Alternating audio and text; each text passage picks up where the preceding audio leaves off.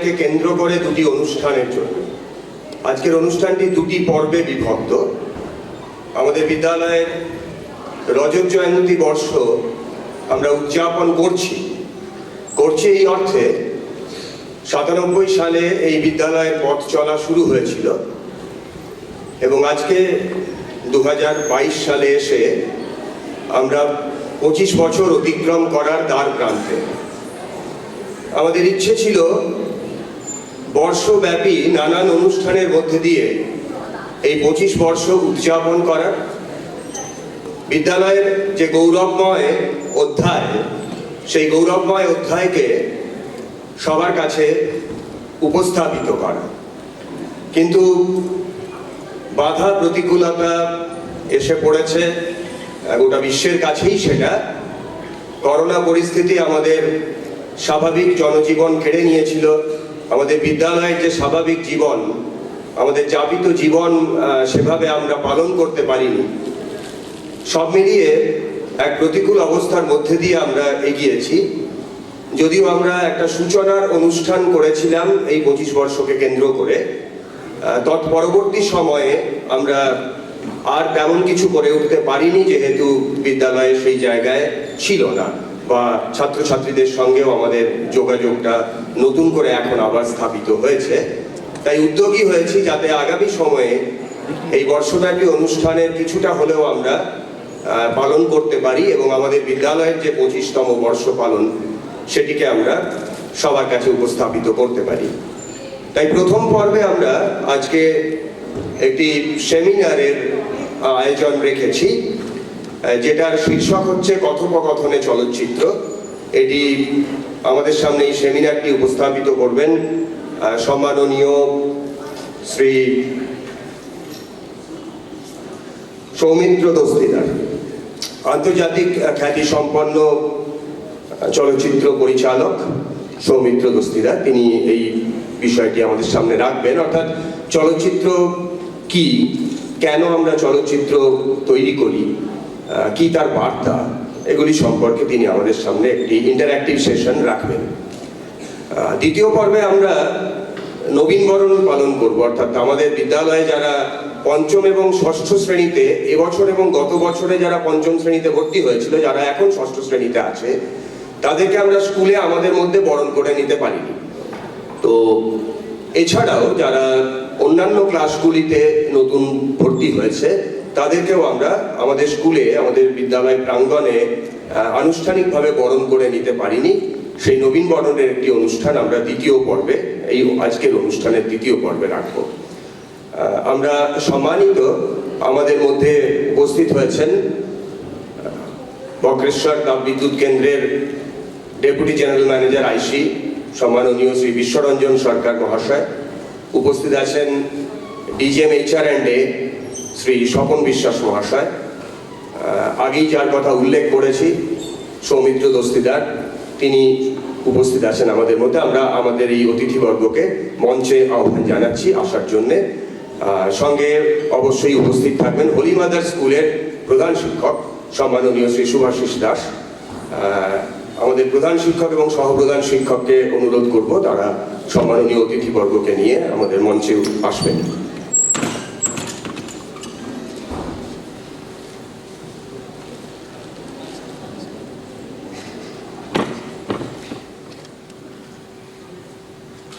প্রথমেই আমরা বরণ করে নিচ্ছি সম্মাননীয় শ্রী সৌমিত্র দস্তিদার মহাশয়কে।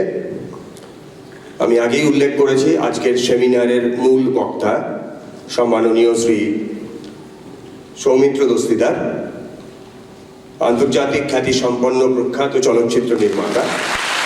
তাকে আমরা বরণ করে নিলাম আমাদের বিদ্যালয়ের পক্ষ থেকে। এরপর আমরা বরণ করে নেব ডিজিএম আইসি শ্রী বিশ্বরঞ্জন সরকার মহাশয়। বরণ করে নিলেন সৌমেন গোস্বামী, সহপ্রধান শিক্ষক। বরণ করছেন হিরণময় ঘোষ, স্বপন বিশ্বাস মহাশয়কে, ডিজিএম HR&A। যেহেতু এটি আজকে একটি অনুষ্ঠান এবং স্বাভাবিকভাবেই অনুষ্ঠানের একজন সভাপতি আমি সভাপতি হিসেবে সম্মাননীয় শ্রী বিশ্বরঞ্জন সরকারের নাম প্রস্তাব করছি। আমি এই প্রস্তাব সর্বান্তকরণে সমর্থন করছি।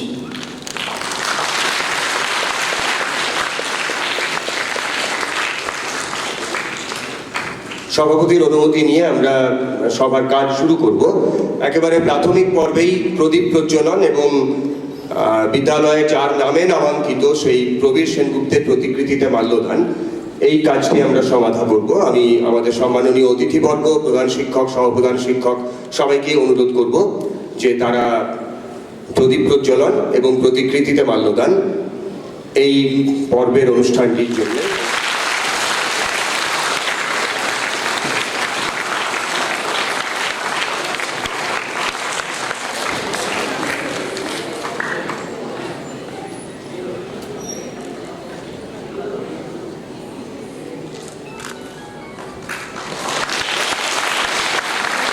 এরপর প্রদীপ প্রজ্বলন করছেন সম্মাননীয় শ্রী বিশ্বরঞ্জন সরকার।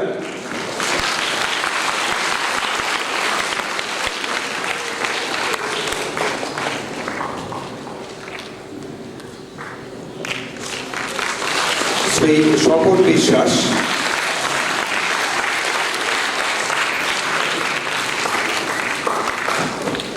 সম্মাননীয় শ্রী মামুন হাসান,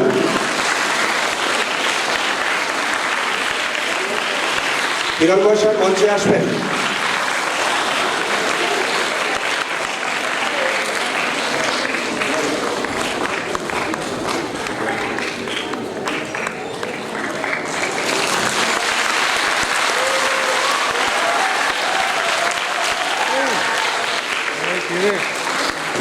এরপর প্রতিকৃতিতে মাল্যদান, হিরণময়দা থেকে যাবেন একটু। প্রতিকৃতিতে মাল্যদান করবেন বিদ্যালয়ের প্রধান শিক্ষক সম্মাননীয় শ্রী মামুন হাসান। আমি অন্যান্যদেরও উপস্থিত থাকার জন্য অনুরোধ জানাবো সবাইকেই।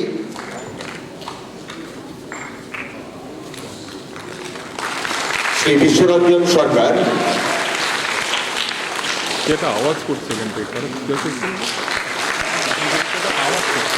শ্রী স্বপন বিশ্বাস,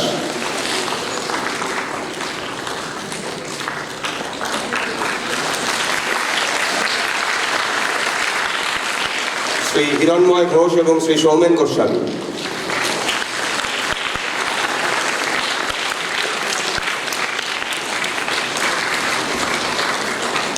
সবাইকে আসন গ্রহণ করার অনুরোধ জানাই। এরপর আমরা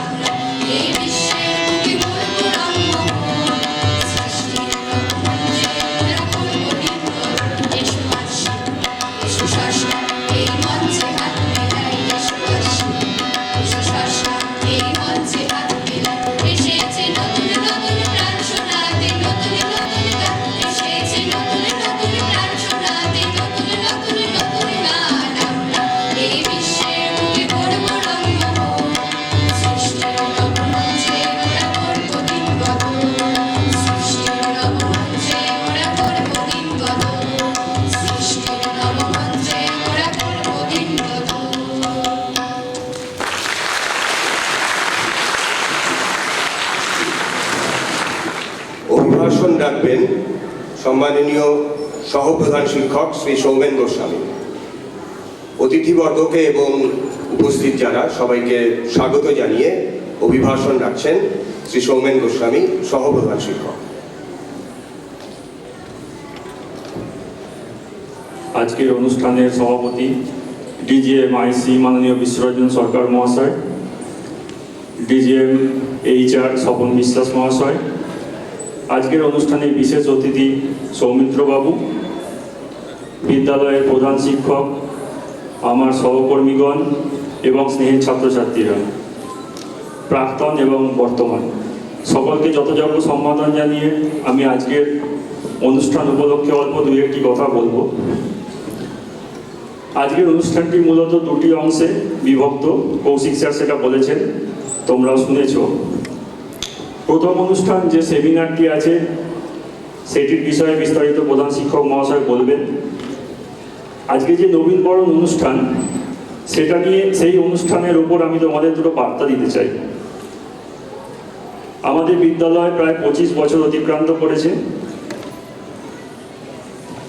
এই সুদীর্ঘ সময়ে যে সুনাম অর্জন করেছে জেলা এবং রাজ্যের মানচিত্রে, তার ফসল তোমাদের প্রাক্তন দাদা দিদিদের কঠোর পরিশ্রম, এই বিদ্যালয়ের প্রাক্তন এবং বর্তমান শিক্ষক শিক্ষিকাগণ যারা তোমাদের শিক্ষার কাজে নিয়োজিত আছেন তাদের ঐকান্তিক প্রচেষ্টা এবং সর্বোপরি বক্রেশ্বর তাপবিদ্যুৎ কেন্দ্রের আধিকারিকগণের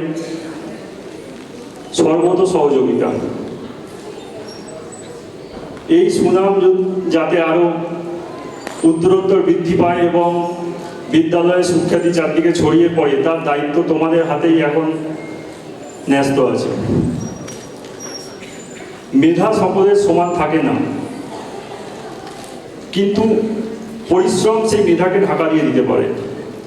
তোমরা যারা ভর্তি হয়েছো বর্তমানে এই স্কুলে পাঠরত, তোমাদেরকে বলবো পরিশ্রমের কোনো বিকল্প নেই। এখন তোমরা ছাত্র, পঠন পাঠনই তোমাদের মূল কর্তব্য। তার পাশাপাশি শারীরিক এবং মানসিক বিকাশের জন্য খেলাধুলা দরকার এবং সর্বোপরি দরকার কঠোর নিয়মানুবর্তিতা। শৃঙ্খলাপরায়ণ হয়ে পড়াশোনা করো, পরিশ্রম করো, তোমরা জীবনে সাফল্য লাভ করবেই। আমরা সবসময় তোমাদের পাশে আছি, থাকবো, সব রকম সহযোগিতা করব। আজকের এই অডিটোরিয়ামে সত্যি রং বেরঙের ছাত্রছাত্রীদের দেখে আমরা খুবই আপ্লুত। দীর্ঘ 2 বছর ধরে তোমাদের সান্নিধ্য আমরাও পাইনি, আমাদেরকেও তোমরা কাছ থেকে পাওনি। আশা করি এরকম পরিস্থিতি আর ঘুরে আসবে না। এরকমভাবেই আমরা একসাথে হই হই করে আবার বিদ্যালয়ে দিনগুলো কাটাতে পারবো এবং আজকের অনুষ্ঠান তোমরা খুব আনন্দ করে উপভোগ করবে। আজকের অনুষ্ঠানের সর্বত সাফল্য কামনা করে আমি আমার বক্তব্য শেষ করছি। ধন্যবাদ। ধন্যবাদ। এরপরে বক্তব্য রাখবেন আজকের অনুষ্ঠানকে সামনে রেখে সম্মাননীয় শ্রী স্বপন বিশ্বাস, DGM-HR&A।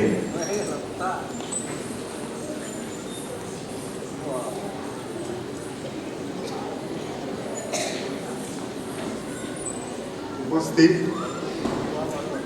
আজকের অনুষ্ঠানের সভাপতি মহাশয়, DGM-IC সরকার সাহেব, উপস্থিত আছেন আজকের প্রধান অতিথি শ্রী সৌমিত্র দস্তিদার মহাশয়, আমাদের স্কুলের সম্মানীয় প্রধান শিক্ষক মামুন স্যার এবং সহকারী প্রধান শিক্ষক শ্রী গোস্বামী এবং উপস্থিত আমাদের স্কুলের শিক্ষক শিক্ষাবৃন্দ এবং অবশ্যই স্নেহের ছাত্রছাত্রীরা। আজকের এই অনুষ্ঠান অনেকগুলো ঘটনাবলী হয়তো আমরা দেখতে পাবো, ডকুমেন্টারি ফিল্মের ব্যাপারে অনেক আলোচনার মাধ্যমে। স্কুলের 25 বছর পূর্ণ হতে চলেছে। এই 25 বছরের উৎসবে আমরা যেভাবে অনুষ্ঠান করার কথা ছিল হয়তো সেভাবে পারিনি বা পারা যাবে কিনা জানি না। কোভিড আবার যদি এসে যায়, গত 2 বছর আমাদের সবারই নষ্ট হয়েছে, স্টুডেন্ট যারা 5-এ এখন ভর্তি হয়েছে তাদের যেমন নবীনবরণ, ঠিক একই সঙ্গে ক্লাস 6-এ যারা ভর্তি হয়েছে তাদেরও কিন্তু নবীনবরণ উৎসব আজকে করা হচ্ছে, কারণ গতবার কোভিডের জন্য সেটা করা সম্ভব হয়নি। আমি আশা করব আজকের এই অনুষ্ঠান তোমরা যারা স্টুডেন্ট রয়েছে উপভোগ করবে, ভালো লাগবে। এবং এই অনুষ্ঠান আমার মনে হয় 25 বছর পূর্তি যে অনুষ্ঠান বিকেটিপিবি প্রবীর সংযুক্ত বিদ্যালয় নিশ্চয়ই আরও কিছুদিন হয়তো এটা এগিয়ে নিয়ে যাবে, যেহেতু আমরা লস করেছি গত বেশ কয়েকটা মাস বা বছর। পড়াশোনার যে বিকল্প নেই সেটা আমাদের অ্যাসিস্ট্যান্ট হেডমাস্টার মশাই বুঝিয়ে দিয়েছেন। আমরাও জানি পড়াশোনার মাধ্যমে কিন্তু আমাদের মন ভালো থাকে, শরীর মন দুটোই যখন ভালো থাকে মানুষ কিন্তু তখন অনেক দূরে এগিয়ে যায়। একটি কথা আমাকে বলতেই হবে, মানুষের ভেতরে যে কত ক্ষমতা থাকে সেটা সে নিজেও জানে না। স্বামী বিবেকানন্দ বলতেন, মানুষ চেষ্টা করলে যে সে কত দূরে এগিয়ে যায়, কত বড় হতে পারে তা নিজেরই ধারণা নেই। মানে আমরা যদি চেষ্টা করি তাহলে কিন্তু অনেক বড় মানুষ হতে পারে। অনেকে হয়তো জন্মগতভাবে অনেক বেশি আইকিউ নিয়ে জন্মায়, তারা সুন্দর পরিবেশ পেলে তারা সত্যি অনেক বড় মানুষ হন। আবার যাদের সেইভাবে আইকিউ, যেটা জেনারেল আইকিউ যেটা সেটা কম থাকলে স্পেশাল আইকিউ এর মাধ্যমে সে কিন্তু নিজেকে ডেভেলপ করতে পারে। অর্থাৎ বারবার চর্চা করো, ভাবো, এবং তার মাধ্যমে দেখা যাবে তার কিন্তু প্রতিভার বিকাশ বিভিন্নভাবে হয়। আমি একজন শিক্ষকের কাছে পড়াশোনা করতাম যখন MBA পড়তাম। ভদ্রলোক ইন্টেলিজেন্সের উপরে PhD করেছিলেন, 39 বছর কলকাতা বিশ্ববিদ্যালয়ে পড়াতেন। তিনি আমাদের একটা জিনিস ভালো বুঝিয়েছিলেন, যার খুব বেশি মেধা থাকে সে বেশি দিন বাঁচে না। কেন বাঁচে না? কারণ সেই ছেলে মেয়েকে বয়স্ক মানুষ যাদের সঙ্গে তার ভাবনায় মেলে তারা তাকে আপন করে নেয় না। কেন? ও বাচ্চা ছিল, আর কি বুঝবে। আবার ও নিজের সমবয়সীদের সঙ্গে সে মিশতে পারে না, কারণ তার 10 বছর যখন বয়স সে কিন্তু 30 বছর বা 40 বছর মানুষের মতো সে ভাবতে পারে। সেই কারণে তাকে সেই সুযোগটা যদি না দেওয়া হয় তাহলে কিন্তু সে সবার সঙ্গে মিশতে পারে না, এবং দেখা গেছে তারা মারা যায়, তাদের মানে জীবন আয়ুটা কমে যায়। রবীন্দ্রনাথ যদি ওই ফ্যামিলিতে না জন্মাতেন আমরা তাকে এত বড় বয়স অবধি, 80 বছর বয়স অবধি কিন্তু অবশ্যই পেতাম না। তার সৌভাগ্য ছিল তিনি সুন্দর একটা পরিবেশ পেয়েছিলেন, বাড়ি পেয়েছিলেন। ফলে আমাদের ভেতরে আবার যাদের দেখা যায় সেই রকম আইকিউ নিয়ে জন্মায়নি, আমার সেই মাস্টারমশাই ডক্টর কাপাট বলতেন তাদের অনেক চর্চার মাধ্যমে তারা কিন্তু জীবনে অনেক উন্নতি করেছে। উনি একটা উদাহরণ দিয়েছিলেন, এবং উনি বহু বছর ধরে গবেষণা করতেন।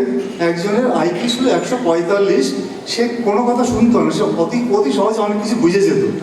সে কিন্তু মানে খুব মানে নিজে যা ভাববে তার বাইরে কিছু নেই, কিন্তু সে সুন্দর পরিবেশ পায়নি বলে সে কিন্তু মাধ্যমিক বা উচ্চ মাধ্যমিক খুব ভালো রেজাল্ট করে না।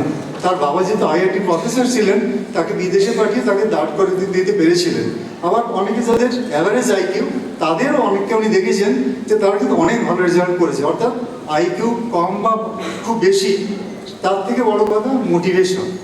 সেলফ মোটিভেটেড যারা হয় তাদের কথা আলাদা, কিন্তু যারা হিভাবে মোটিভেটেড হতে পারেন না বা পারে না তারাও কিন্তু চেষ্টার মাধ্যমে, মাস্টারমশাইদের মাধ্যমে, বাড়ির বাবা মার মাধ্যমে তাদেরকে যদি মোটিভেট করা যায় তারা কিন্তু অনেক বড় হয়, এবং তার উদাহরণ তিনিও দিয়েছিলেন।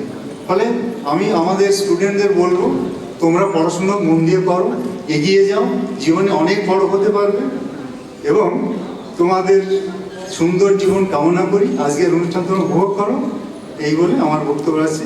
নমস্কার। ধন্যবাদ স্যার। আপনার বক্তব্যের নির্যাস আমরা অবশ্যই অনুধাবন করার চেষ্টা করব।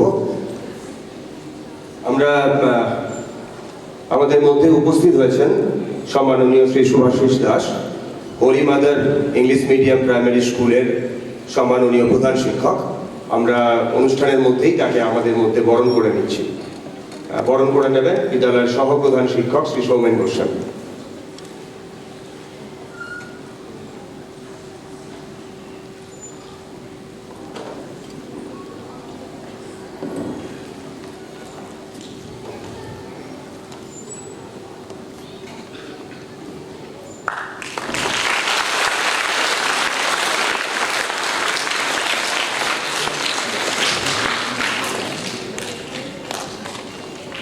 এরপরে আমরা বক্তব্য রাখার জন্য ডেকে নেব আজকের অনুষ্ঠানের যিনি সভাপতি সম্মাননীয় শ্রী বিশ্বরঞ্জন সরকার মহাশয়কে। যদিও সভাপতির অভিভাষণ শেষে হয়, কিন্তু প্রথা ভেঙে আমাদের সভাপতিকে আমরা এখনই বলার জন্য আহ্বান জানাচ্ছি। সম্মাননীয় শ্রী বিশ্বরঞ্জন সরকার।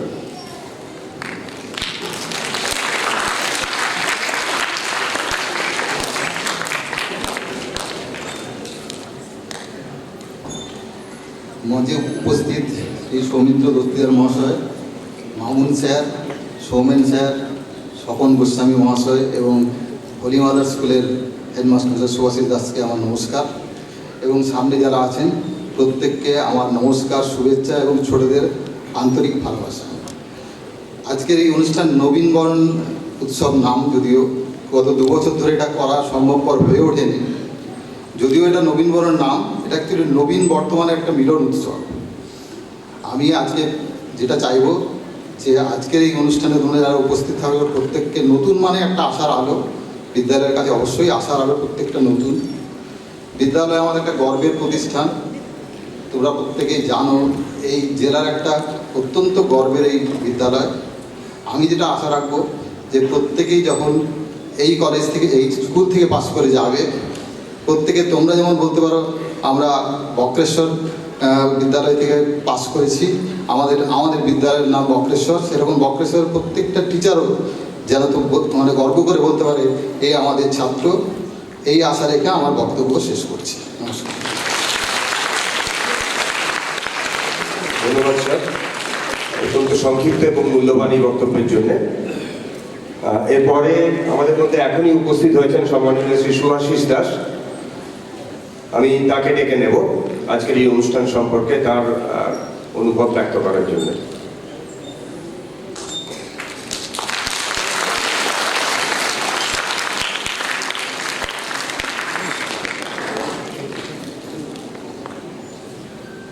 মাননীয় সভাপতি মহাশয় বিশ্বরঞ্জন সরকার মহাশয়, উপস্থিত অভিভাবক, শ্রদ্ধেয় অভিভাবক, অভিভাবিকা বৃন্দ, আমার স্নেহের ছাত্রছাত্রীরা এবং বিদ্যালয়ের প্রবীর সেনগুপ্ত বিদ্যালয়ের শিক্ষক শিক্ষিকাগণ, সবাইকে শ্রদ্ধা, নমস্কার ও ভালোবাসা জানিয়ে আমি আমার বক্তব্য শুরু করেছি।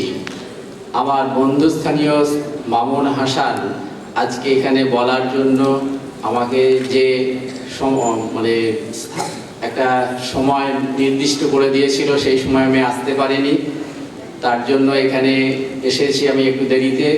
তবুও ও যে বলার একটা সুযোগ করে দিয়েছে তার জন্য ওকে আমি ধন্যবাদ জানাই। বিশেষত আজকের দিনটি বিশেষত ছাত্রছাত্রীদের পক্ষে একটা শুভ দিন, নবীনদেরকে বরণ করে নেওয়ার দিন। মূলত প্রবীণেরাই কিন্তু নবীনদেরকে বরণ করে নেয়।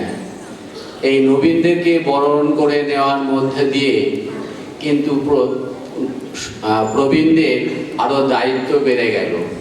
অর্থাৎ যারা 11-এ ভর্তি হয়েছ বা 5-এ ভর্তি হয়েছ, তারা কিন্তু তোমরা স্কুলে প্রথম, অর্থাৎ প্রবীর সেনগুপ্ত বিদ্যালয়ে প্রথম।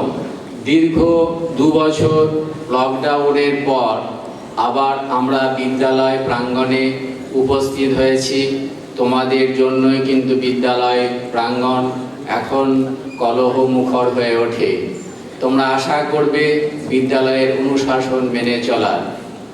আর একটা দিক, এখনো সর্বত্র দেখবে যে অপরাধ প্রবণতা দিন দিন বেড়ে যাচ্ছে।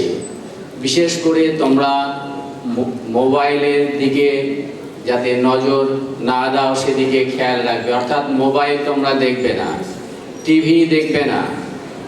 এই মোবাইল এবং টিভি দেখার ফলে আমাদের কিন্তু অপরাধ প্রবণতাটা মনে মনে জেগে উঠছে এবং সেইটা বাস্তবায়িত করতে আমরা নানা রকমের কাজ করে যাচ্ছি। তাই বিদ্যালয় প্রাঙ্গণে কিন্তু একটি অনুশাসনের মধ্যে দিয়ে তোমাদেরকে থাকতে হবে। বড়দেরকে বলছি, নবীনদের নয়। নবীনরা যেহেতু আজকে থেকে স্কুলে তোমাদের ভাই হিসেবে পরিগণিত হলো, সেই জন্য দাদা এবং দিদিদের উচিত তোমরা তাদের সঠিক পথ নির্দেশ দেবে। এই বলে আমি আমার বক্তব্য শেষ করছি।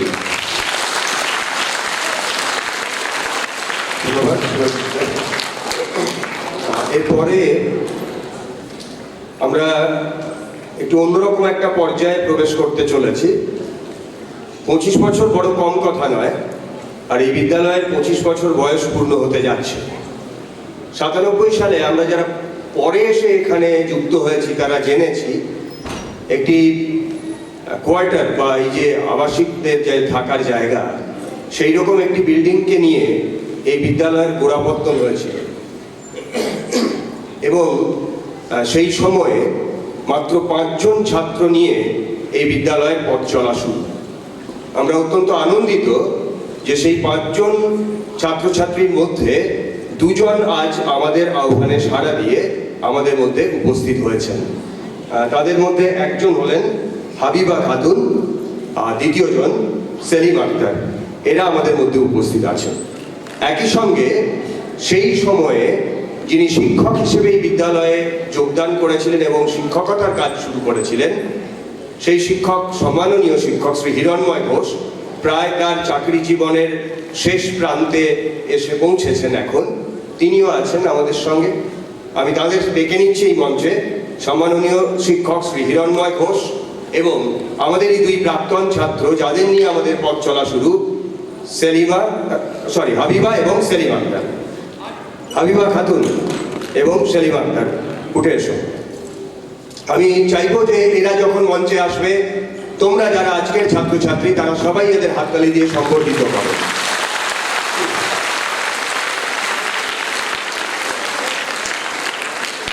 সেলিম আক্তার মঞ্চে উপস্থিত হয়েছে, সেলিম এবং হাবিবা খাতুন। প্রধান শিক্ষক তাদের মঞ্চে বরণ করে নিয়েছেন। আমরা আনুষ্ঠানিকভাবেও তাদের বরণ করে নেব। হিরণময় দাই বরণ করে নেবেন। সেই সময় শিক্ষক হিরণময় স্যার আছেন। হিরণময় দা ওদেরকে মঞ্চে বরণ করে নেবেন।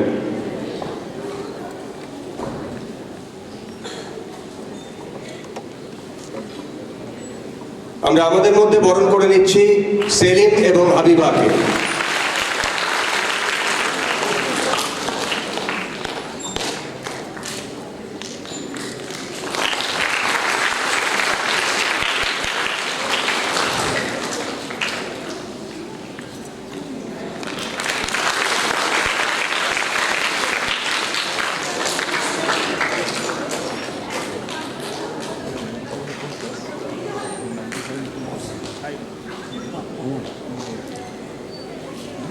বিদ্যালয়ের পক্ষ থেকে আমাদের 2 প্রাক্তন ছাত্র এবং ছাত্রীকে তাদেরকে উত্তরীয় পরিয়ে দেওয়া হচ্ছে।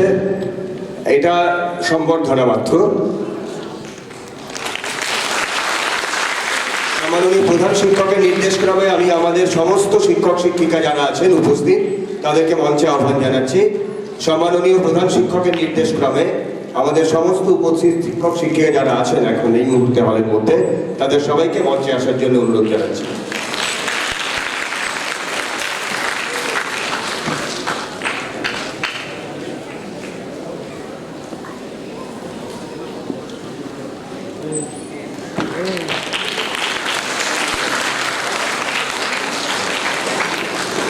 আমরা সম্ভবত একটি অনন্য সাধারণ ফ্রেম পেতে চলেছি, যেখানে আমাদের 2 প্রাক্তন ছাত্রছাত্রী আছে, আমাদের বর্তমান ছাত্ররা আছে, আমাদের শিক্ষক মহাশয়রা আছেন এবং আমাদের মধ্যে উপস্থিত সম্মাননীয় অতিথিরাও আছেন। আমি সবাইকে ডেকে নেব এই জায়গায়। আমি আমাদের অতিথিবর্গকেও আহ্বান জানাবো একটু উঠে আসতে এবং পাশে দাঁড়াতে, যাতে আমরা একটা সম্পূর্ণ ফ্রেম পাই। আমাদের আজকের অনুষ্ঠানের বিশেষ অতিথি সম্মাননীয় শ্রী সৌমিত্র দস্তিদার আছেন, সম্মাননীয় শ্রী বিশ্বরঞ্জন সরকার আছেন শ্রী স্বপন বিশ্বাস। আমরা একটা ফ্রেম পেয়েছি যেখানে প্রাক্তন ছাত্ররা আছেন, আজকের দিনের সমস্ত শিক্ষক শিক্ষাকর্মীরা আছেন। এটিকে মনে হয় এই ফ্রেমটাকে বোধহয় স্মৃতির বন্দি করা উচিত। তার মানে এমন কি কোনো ব্যবস্থা আছে যাতে করে ছবি তুলে রাখা যায়? তাহলে সেরকম একটা ব্যবস্থা কিছু হোক। সবাইকে পাচ্ছ তো? হ্যাঁ,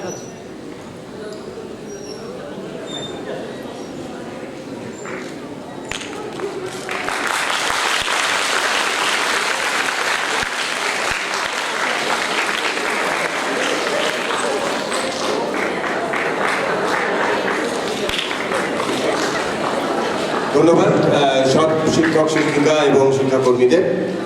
এরপর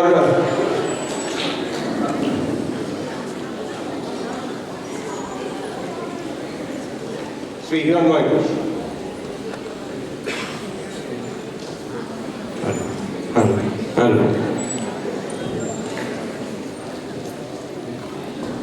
মঞ্চে উপস্থিত সম্মানীয় বিশিষ্টজনেরা, আমার প্রিয় সহকর্মীবৃন্দ এবং আমার প্রাণাধিক প্রিয় বলতে পারি, যাদেরকে ছাড়া সেই দীর্ঘ 25 বছর থেকেই বলছি, স্কুল ছেড়ে যখন বাড়িতে যায়, ঠিক একদম কিন্তু মনের কথা বলছি, কোনো আলাদা করে নয়, তখন প্রত্যেকের কথাগুলো সেইখানে গিয়ে অনুভব করার চেষ্টা করি। ক্লাস কি বললাম, কাকে একটু ভুগলাম, কাকে একটু মারলাম। একটু আগেই কৌশিক স্যার বলছিলেন যে আমি চাকরি জীবনের একবারে শেষের দিকে। এখন থেকে সেই ভাবনাটাই আমাকে সবসময় বেশি করে ভাবিত করছে যে সেই সময়টা অবসরের পর আমার সারাদিনটা কীভাবে কাটবে। ছাত্রছাত্রীদের ছাড়া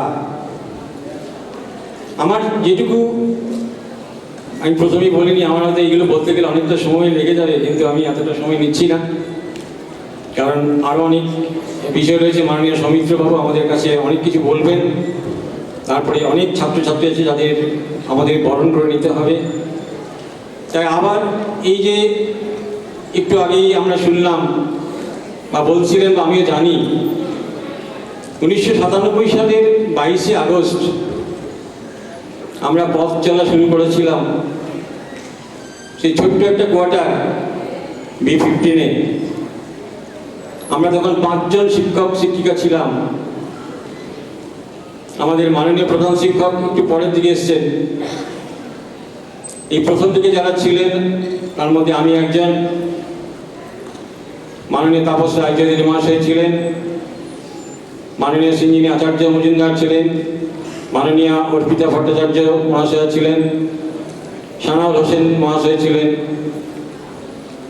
আর অঞ্জন কুমার বাসু ছিলেন। ঠিক সেই সময়টা এখনো বারবার আমার কাছে বারবার ফিরে আসে। তারপর থেকে আমরা যেভাবে পথ চলা শুরু করেছি, প্রথম দিকে কিন্তু পথ চলাটা খুব একটা মসৃণ ছিল না। বিশেষ করে আমাদের ছাত্রছাত্রীদের অভাব। 5 জন ছাত্রছাত্রী নিয়ে শুরু করেছিলাম, সেটা কৌশিক স্যার বলেছিলেন সংখ্যাটা। ঠিক আগস্টে যখন আমরা শুরু করি সংখ্যাটা ছিল 12। 5, 6, 7 নিয়ে আমরা ক্লাস শুরু করেছিলাম। এখন কিন্তু সংখ্যাটা একটা বিরাট জায়গায় পৌঁছে গেছে। কিন্তু আমার সেখানে একটা বিশাল এবং আন্তরিক আবেদন আছে যে বিদ্যালয়ের সংখ্যা, ছাত্র সংখ্যা বাড়লে সত্যি একটা সাংঘাতিক ব্যাপার, কিন্তু সেখানে আমরা যে ট্র্যাডিশনটা দীর্ঘদিন বজায় রেখেছি পরীক্ষার ফলাফলের ক্ষেত্রে, পড়াশোনার ক্ষেত্রে, আমার প্রত্যেক ছাত্রছাত্রীর কাছে আমার এটা একান্ত অনুরোধ, যারা আজকে নবীন হিসাবে বরণ করে যাদের নেওয়া হবে, যারা নবীন বরণ হয়ে গেছে, যারা আরো রয়েছে অন্যান্য উপরের ক্লাসে, সকলকে কিন্তু সবসময় এই ব্যাপারটা নিয়ে সচেতন থাকতে হবে যে এই কোয়ালিটির সঙ্গে কোনো আপোষ নয়। যে বিদ্যালয়ে তোমরা নাম লিখিয়েছ, যে বিদ্যালয়ে ভর্তির জন্য সত্যি সাংঘাতিক একটা অবস্থায় আমাদের মাঝে মাঝে আমরা দেখতে পাচ্ছি, শুধু নাম লেখালেই হবে না, বিদ্যালয়ে এলেই হবে না। বিদ্যালয়ের সঙ্গে এই যে পড়াশোনার যে জায়গাটা আমরা তৈরি করেছি, এটা শুধু কথার কথা নয়। আমার মনে পড়ছে এই সময় আমরা প্রথম থেকে, তখন মাননীয় বিদ্যালয় প্রধান আমাদের বিদ্যালয়ে এসে গেছেন, পরপর 3 বছর আমাদের সমস্ত ছাত্রছাত্রীরা সারা পশ্চিমবাংলায় মাধ্যমিকে প্রথম বিভাগে পাস করেছিল। তার জন্য পর্ষদ থেকে আমরা পুরস্কৃত হয়েছিলাম। প্রথম বছর অনেকেই বলতে শুনেছিলাম, এবারটা হয়ে গেছে, তারপরে দ্বিতীয়বারে বলতে শুনেছিলাম হয়তো এবারটাও হয়ে গেছে। তৃতীয়বার যখন হলো তখন অনেকেই বললো না সত্যি এদের মধ্যে অন্য কিছু নেই, এটা যারা রয়েছেন ছাত্রছাত্রী এবং শিক্ষক শিক্ষিকা তাদের সত্যি পরিশ্রমের ফসল হচ্ছে এটা। তাই আবার বলছি, যারা আমার সামনে রয়েছে আমার প্রিয় ছাত্রছাত্রীরা, তারা সবসময় আমি বিদ্যালয় থেকে চলে যাই সে ঠিক আছে, আমার খুব মনে পড়ে আমি এই বিগত কয়েক বছর ধরে এই কোভিড পরিস্থিতির আগে আমি সবসময় রেজাল্ট বেরোনোর দিন দূরদর্শনের সামনে বসে থাকতাম যে এইবার বলবে বিকেটিপিপি প্রবীর সেনগুপ্ত বিদ্যালয়ের নাম, যারা 1 থেকে 10-এর মধ্যে জায়গা করে নিয়েছে কেউ একজন বা দুজন। এটা এই যে পরপর 3 বছর শুনে আবার আমাদের মনে সেই আশার আলো জেগেছে যে হয়তো আমাদের এটা চলতেই থাকবে ধারাবাহিকভাবে।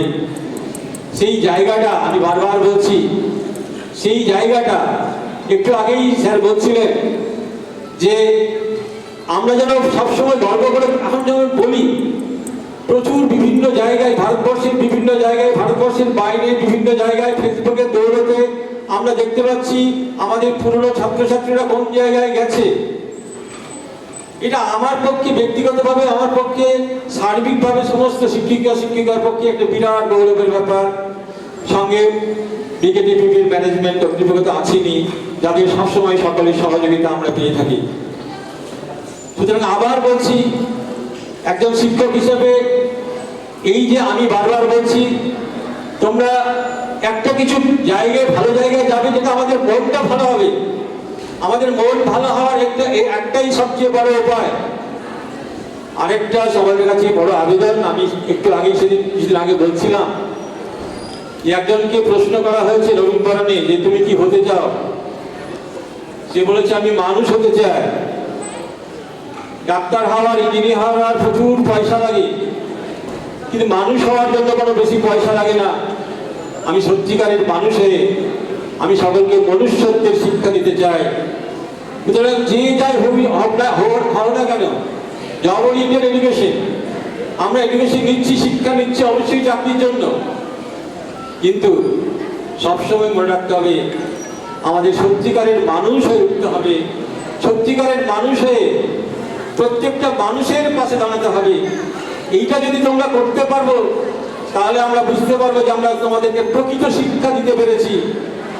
এটা তোমাদের কাছে আমাদের আবেদন, সবসময় তোমরা এই মনুষ্যত্বের যে আচরণ, মনুষ্যত্বের যে এটা, সেটা কিন্তু কোনো মতেই কোনোদিন ভুলবে না, এই আশা তোমাদের কাছে রাখি। আর আমরা এই যে মা পাশে বসে আছেন সমস্ত নবীনরা, আমরা চঞ্চল, আমরা অদ্ভুত, আমরা নতুন যৌবনের ঋতু, তোমাদের সামনে অনেক এখন বড় রাস্তা রয়েছে। তোমরা সবসময় যে লক্ষ্যটাকে স্থির করবে, এটা সবাইকে বলছি, আগে লক্ষ্যটা স্থির করে সেই লক্ষ্যের দিকে এগিয়ে চলার চেষ্টা করবে। তাহলে একদিন না একদিন সবাইকে সবকিছু হতেও, যেটা ঠিক করে আমি আগেই বলছিলাম, ডাক্তার হতেই হবে এমন কোনো কথা নেই, ইঞ্জিনিয়ার হতেই হবে এমন কোনো কথা নেই। যার যেটা ভালো লাগে ঠিক সেই জায়গাটাতে সবাই যদি নিজের দক্ষতাটাকে প্রকাশ করতে পারবো, তাহলে সত্যিকারের সকলেই একদিন মানুষের মতো মানুষ হয়ে উঠবে, এটা আমার দৃঢ় বিশ্বাস। সকলকে ধন্যবাদ জানাই, নমস্কার। ধন্যবাদ হিরণময়দা। বোধহয় আমাদের সবার কথাগুলো হিরণময়দার কথার মধ্যে দিয়েই প্রতিধ্বনিত হলো বারবার। ছাত্রছাত্রীরা তোমরা যারা স্যারের কথা শুনলে, নিশ্চয়ই তোমাদের ভবিষ্যৎ জীবনে সেটি কাজে লাগবে এবং কাজে লাগানোর চেষ্টা করবে, সেই আশা আমাদের সবার। আমরা আমাদের মধ্যে যে দুই প্রাক্তন ছাত্রছাত্রীকে পেয়েছিলাম, আমি ডেকে নেব সেলিম আক্তার। তার অনুভবের কথা বলবে যে 25 বছর আগে কোনো এক সময় এই স্কুলের ছাত্র হিসেবে নিজের জীবন শুরু করেছিল। সেলিম।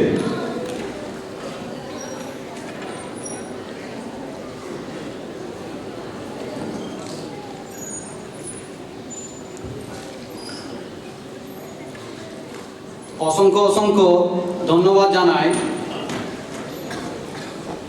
স্কুলের পরিচালন সমিতি এবং প্রবীর সেনগুপ্ত বিদ্যালয়ের প্রধান শিক্ষক মহাশয়, সহকারী এবং মঞ্চে উপবিষ্ট রয়েছেন সভাপতি এবং এখানে স্নেহের ছাত্রছাত্রীবৃন্দ, তাদেরকে অসংখ্য ধন্যবাদ জানাই যে এরকম একটা কবি সেনগুপ্ত বিদ্যালয় আমাদেরকে উপহার দেওয়ার জন্য। দেখা যায় আমি যখন ভর্তি হয়েছিলাম B15 কোয়ার্টারে একটা, সেখান থেকে পড়াশোনা মোট দেখা যায় হয় 13 কিংবা 12 টোটাল যে ছাত্রছাত্রী, এই নিয়ে আমাদের স্কুল চলা শুরু হয়েছিল। তো দেখা যাক যে আমরা এই 25 বছর পূর্তি উপলক্ষে, বর্ষপূর্তি উপলক্ষে আমরা হাজির হতে পেরেছি। আমাকে খুবই গর্ববোধ মনে হচ্ছে এবং আমি খুবই আনন্দিত যে আমি একটা, দেখা যাচ্ছে যে আমার বাবা একজন খাঁটি কৃষক।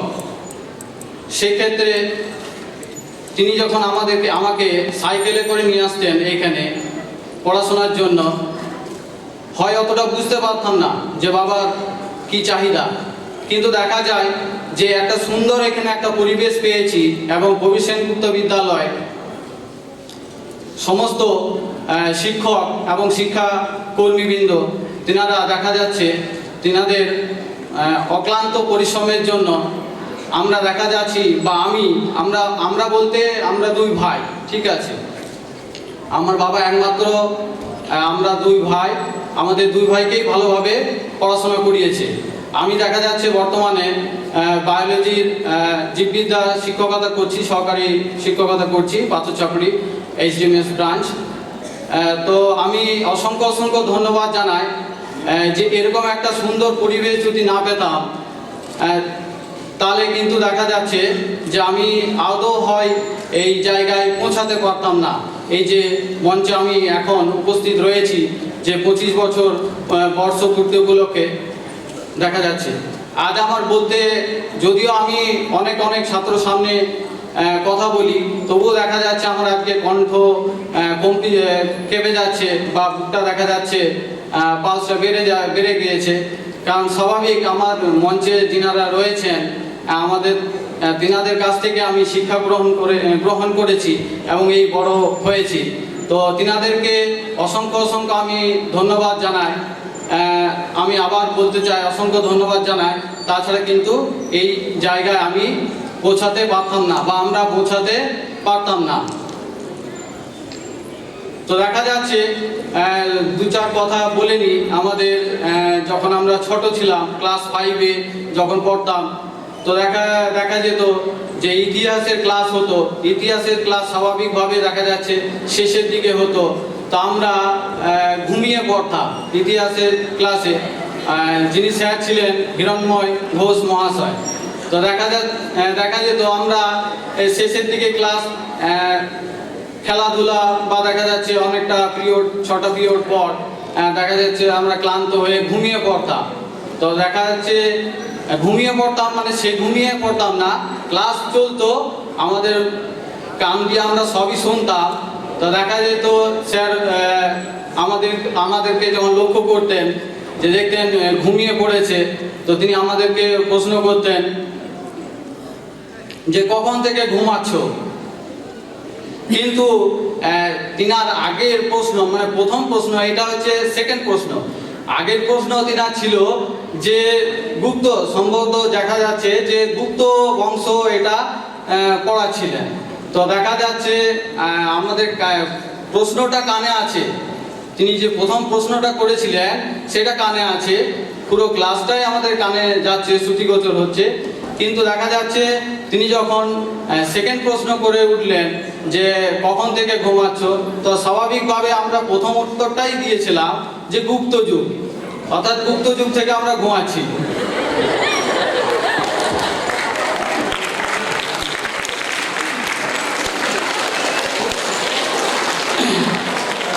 তারপরে করে দেখা যেত আমাদের যিনি প্রধান শিক্ষক মহাশয় ছিলেন তাপস রায় চৌধুরী মহাশয়, এছাড়া আরও অনেক, বাংলা যেমন অর্পিতা ভট্টাচার্য মহাশয়া, এবং দেখা যাচ্ছে যে যখন আমরা নতুন স্কুল পেলাম, সেই নতুন স্কুলে দেখা যাচ্ছে অনেক শিক্ষক শিক্ষিকা আবার এলো এবং সেখানে দেখা যাচ্ছে আমাদের নতুন করে আবার দিগন্ত খুলে গেল। সেখানে দেখা বিশেষ বিশেষ সাবজেক্টটা আমরা পিছিয়ে পড়েছিলাম, কিন্তু দেখা যায় যে দিনারে এসে যেমন বাংলার নাম না করে পাই না, দেখা যাচ্ছে আমাদের যিনি এখন রয়েছেন মঞ্চে উপবিষ্ট মাননীয় বাংলা শিক্ষক ছিলেন তখন, এখন প্রধান শিক্ষক হিসেবে আছেন তো মামুন হোসেন মহাশয়। তো দেখা যাচ্ছে যে আমাদের মানে ভয়টাকে পরীক্ষাতে যখন মৌখিক পরীক্ষা হতো, সেই মৌখিক পরীক্ষার সময় ভয়টাকে কাটাবার জন্য বিভিন্ন ধরনের রসিকতা করে প্রশ্ন তিনি ছুড়ে দিতেন আমাদেরকে। আগে স্বাভাবিক করতেন, তারপরে দেখা যেত যে প্রশ্ন ধরতেন। স্বভাবত তিনারা এটা ভালো বোঝেন। তো সেখানে দেখা যেত যে মৌখিক পরীক্ষা যখন হতো, সম্ভবত আমার মনে আছে এখনো জলজান্ত আছে, তো তিনি বলতেন যে হারি বলতো যে মনসা কোন ডিপার্টমেন্টের দেবী। তো এরকম একটা প্রশ্ন শুনে স্বাভাবিক কেমন একটা সম্পর্কটা খুব কাছের হতো। তো স্বাভাবিকভাবে প্রশ্ন বলতাম যে স্যার সাপে। তারপরে এরকম করে দেখা যেত যে কোশ্চেন করে করে মানে সম্পর্কটা যে ছাত্র আর শিক্ষক বা শিক্ষিকা যে সম্পর্ক হয়, সেই সম্পর্কটা মধুরময় করে তুলেছিলেন। তারপরে ভূগোলের দেখা যেত এখানে বলতেই পারি অবশ্যই যে দেখা যেত খুব পোর নাম্বার পেতাম, বিশেষ করে আমি। ঠিক আছে, তো দেখা যেত লাইফ সায়েন্সে 100-র মধ্যে 42 পেলেই খুব খুশি হতাম। ওইটাই আমার পক্ষে খুব আনন্দের ছিল। 42 তখন ছিলেন আমাদের তাপস রায় চৌধুরী মহাশয়, জীবন বিজ্ঞানের শিক্ষক। তো সেই 42 নাম্বার পেয়ে খুব খুশি হতাম। এছাড়াও দেখা যাচ্ছে ভৌত বিজ্ঞানে বা ভূগোলে নাম্বার খুব কম পেতাম। কিন্তু দেখা গেল যে আমরা যখন মাধ্যমিক পরীক্ষা দিলাম 2005 সালে, তখন দেখা গেল যে সমস্ত সায়েন্সের নাম্বারগুলোতে লেটার মার্কস পেয়েছি। তো সেখানে দেখা গেল বুঝতে পেরেছি যে মার্কসটা আমাদের কাছে 42 সেটা কেমন আর মাধ্যমিকে কেমন। বেশ, এই বলে আমি আমার কিছু পুরাতন কথা, কিছু অভিজ্ঞতা আমি এখানে ব্যক্ত করলাম। দেখা যেত সর্বোপরি আবার একবার বলি যে এই সুন্দর পরিবেশ যদি না পেতাম তাহলে আমরা কিন্তু দেখা যেত যে এই যে জায়গায় দাঁড়িয়ে আছি সেই জায়গায় দাঁড়াতে পারতাম না। বেশ, অসংখ্য ধন্যবাদ দিয়ে আমি এখানে রাখছি।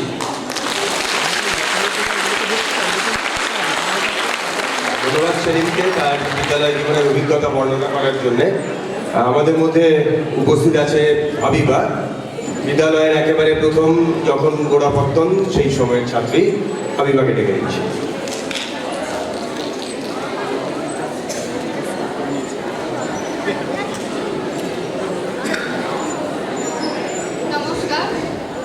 নমস্কার মঞ্চে উপস্থিত বড়দের এবং বিকেটিভিপির সমস্ত শিক্ষক শিক্ষিকা বিন্দুদের আমার নমস্কার, প্রণাম, আর ছোটদের আমার ভালোবাসা। 1997 সালে যখন স্কুলে পথ চলা শুরু, তখন হিরণময় স্যার তো সব বলেই দিয়েছেন আর নতুন করে বলার কিছু নেই। ওই দিনগুলোকে এখন আমি খুব মিস করি। মানে আমাদের যোগাযোগ ব্যবস্থাটাও খুব ভালো ছিল না, তার সত্ত্বেও আমরা কষ্ট করে স্কুলে এসেছি। সমস্ত স্যার মিসদের এত সহযোগিতা পেয়েছি, কি বলবো, প্রচণ্ড ভালো ছিলেন ওনারা, যত্ন সহকারে পড়াশোনা করাতেন। আর কিছু বলার মানে যোগাযোগ ব্যবস্থা খারাপ থাকা সত্ত্বেও আমরা এত কষ্ট করে স্কুল এসেছি, আসা যাওয়া করেছি। সেই বিকেটিভিপি প্রভিশন মুক্ত স্কুল না থাকলে হয়তো আমি এত বড় হতে পারতাম না। আর সর্বশেষে আমি মামুন হোসেন স্যারকে অনেক ধন্যবাদ জানাচ্ছি এবং সমস্ত বিকেটিভিপি শিক্ষক শিক্ষিকাবৃন্দদেরকে আমি ধন্যবাদ জানাচ্ছি যে ওনারা আমাদেরকে মনে রেখেছেন। আমরা যে প্রথম ব্যাচ ছিলাম এটা মনে রাখার জন্য আমি ওনাদেরকে অসংখ্য ধন্যবাদ জানাচ্ছি। আর কিছু বলার নেই, স্যার সব বলেই দিয়েছেন, হিরণময় স্যার সব বলেই দিয়েছেন, আর আমার কিছু বলার নেই।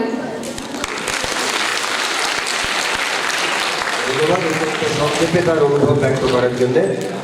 আমরা এরপরে আমাদের সেমিনারের যে মূল বিষয় কথোপকথনের চলচ্চিত্র সেই জায়গায় যাব। আমি সবাইকে অনুরোধ করব, আসলে এই সেমিনারের মূল জায়গায় প্রবেশ করার আগে আমরা একটু পর্দায় চোখ রাখবো। পর্দায় চোখ রাখবো এই কারণেই, যখন করোনা পরিস্থিতিতে আমরা সবাই ঘরবন্দি এবং প্রায় হাত মাপছি কে কার থেকে কতটা দূরে বসবো, কিভাবে বসবো তার হিসেব করছি, সেই রকম সময়ে আমাদের বিদ্যালয়েরই সব্যসাচী গুপ্ত স্যার একটি ছোট ছবি তৈরি করছেন যার নাম স্কেল। তার মূল বিষয় কিন্তু এটাই, ওই করোনা পরিস্থিতিতে কিভাবে আমরা একে অপরের থেকে সরে যাচ্ছিলাম, তো তার পরিণতি বা কি হয়, আমরা সেই তথ্য সেই ছোট ছবিতে একটু চোখ রাখবো। তাই সবাইকেই অনুরোধ করব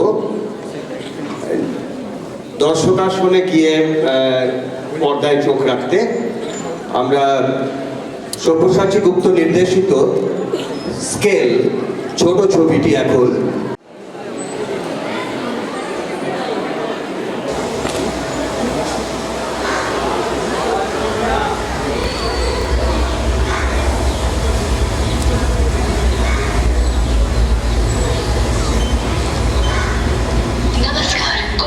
को बढ़ने से रोकने के लिए देश का सहयोग करें। थोड़े दिनों के लिए केवल बहुत जरूरी होने पर ही घर से बाहर जाएं और भीड़ भाड़ से बचें। 3 बातें याद रखें। मास्क पहनकर रखें, हाथों को अच्छी तरह से नियमित तौर पर धोएं और दूसरों से 2 गज की दूरी बनाकर रखें। और हाँ, अपनी बारी आने पर वैक्सीन जरूर लें। अधिक जानकारी के लिए 1075 पर कॉल करें या www.mohfw.gov.in पर जाएं।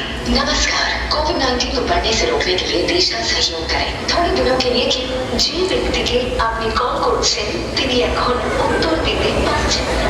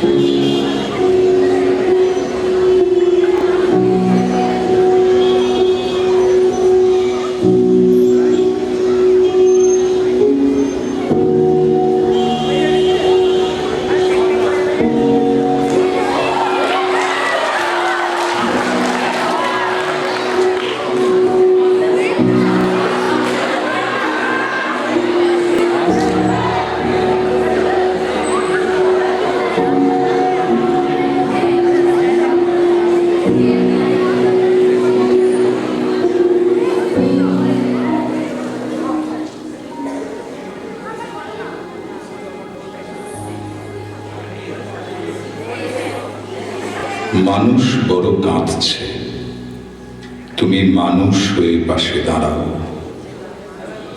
মানুষই ভাত পাচ্ছে, তুমি পাখির মতো পাশে দাঁড়াও।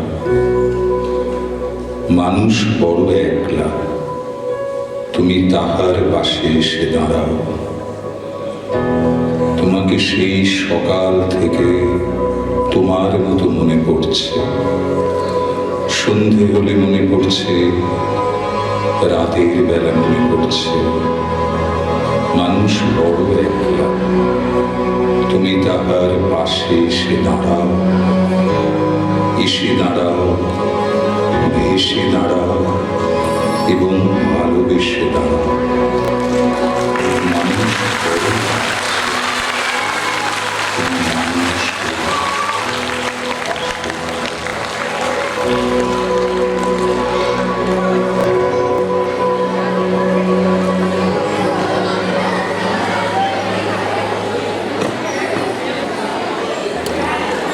সম্পর্কে বলবেন, তারপরে আমরা সৌমিত্র স্যারকে ডেকে নেব। ছাত্রছাত্রীদের বলছি তোমরা একটু চুপ করে থাকবে। মাননীয় ডিজিএমআইসি বিশ্বরঞ্জন সরকার স্যার, স্বপন বিশ্বাস সাহেব, আমাদের প্রিয় সৌমিত্র দস্তিদার যিনি আজকের এই সেমিনারে বক্তব্য রাখবেন, আমার প্রিয় সহকর্মী এবং ছাত্রছাত্রীবৃন্দ, তোমরা সবাই জানো যে আজকে নবীনবরণ উৎসব, সাথে সাথে আমাদের বিদ্যালয়ে যেহেতু 25 বছর বর্ষ পূর্তি চলছে, সেই কারণে একটা অনুষ্ঠানের আয়োজন করা হয়েছে। সোমেন বলার সময় বলেছে যে আগে আমাদের প্রারম্ভিক একটা অনুষ্ঠান শুরু হয়েছিল।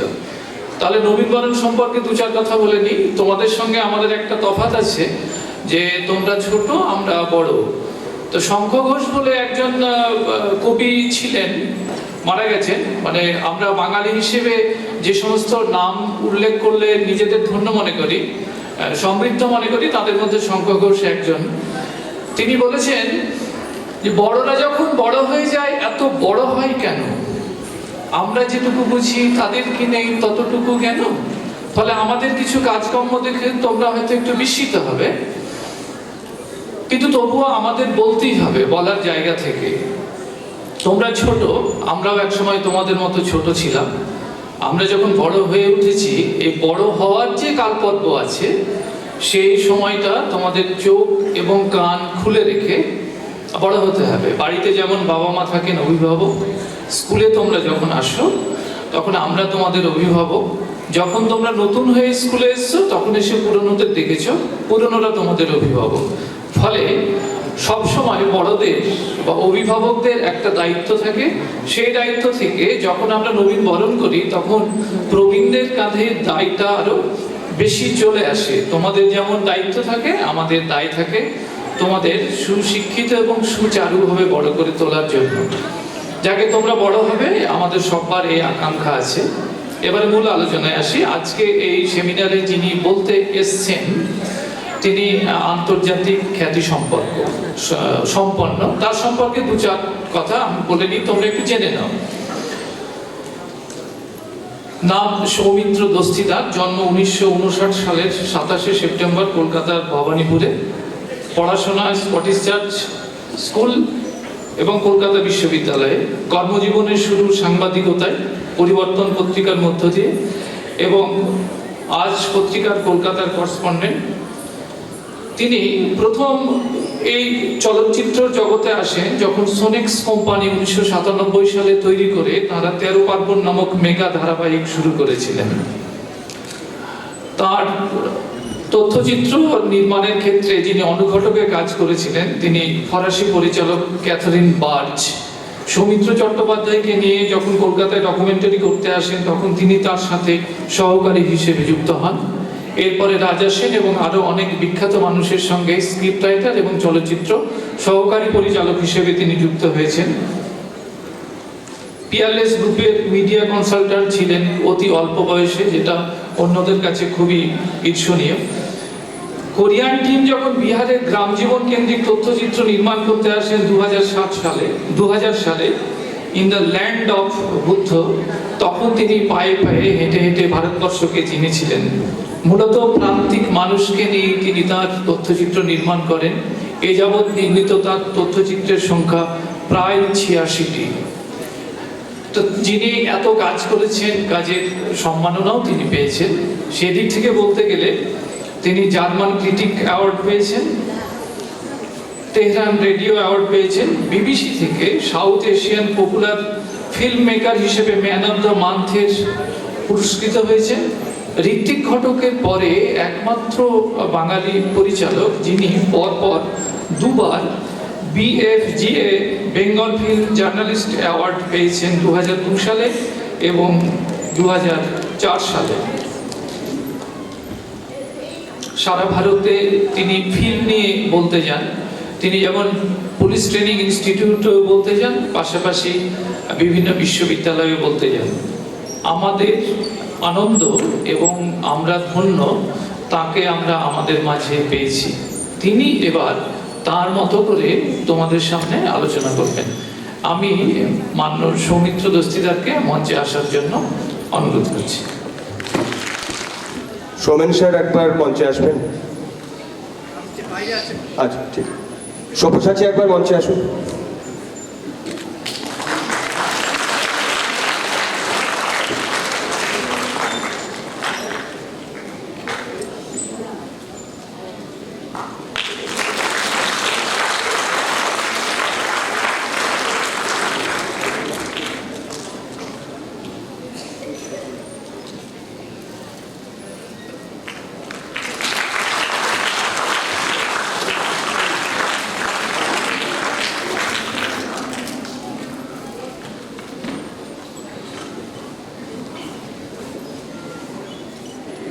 কিন্তু এই যে আমাদের হেডমাস্টার মশাই মামুন হাসান নির্ঝর আমার সম্পর্কে বেশ ভালো ভালো কথা টথা বললো এবং বেশ কিছু কাজ করতে হয়েছে, এটা ঠিকই।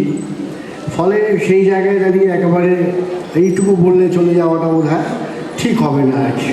তো মঞ্চে আমার সঙ্গে যারা ছিলেন তাদের সবাইকে শ্রদ্ধা, এবং এখানে যারা মাস্টারমশাই আছেন তাদের অবশ্যই এরকম এত সুন্দর স্কুলে এই কর্তৃপক্ষকে আমি ধন্যবাদ দেবো এই কারণে যে সত্যি এইসব স্কুলে এইসব এত অল্প বয়সের বাচ্চাদের কাছে এলে আমি নিজে খুব একটা স্বাভাবিকভাবে একটা নস্টালজিক জায়গায় পৌঁছে যাই। অনেক বছর আগে আমার নিজের স্কুলের কথা আমার মনে পড়ে আর কি। এবং আমি সিনেমা করতে আসাটা আমার কাছে খুব হঠাৎই আর সত্যি কথা বলতে আমার কাকা যারা সিনিয়র তারা হয়তো জানবেন যে আমার ছোটো কাকা ছিলেন খুব বিখ্যাত নাট্য পরিচালক এবং সিরিয়াল পরিচালক জোসেন দস্তিদার। তো তিনি একদিন ঘটনাচক্রে আমাকে প্রায় জোর করে, আমি তখন সাংবাদিক ছিলাম এবং সাংবাদিকতা আমার কাছে খুব প্যাশন, এবং আমি এখনও কিন্তু সাংবাদিকতার সঙ্গে যুক্ত, টাইমস অফ ইন্ডিয়া গ্রুপের সঙ্গে এডিটোরিয়াল পলিসিতে আমি যুক্ত।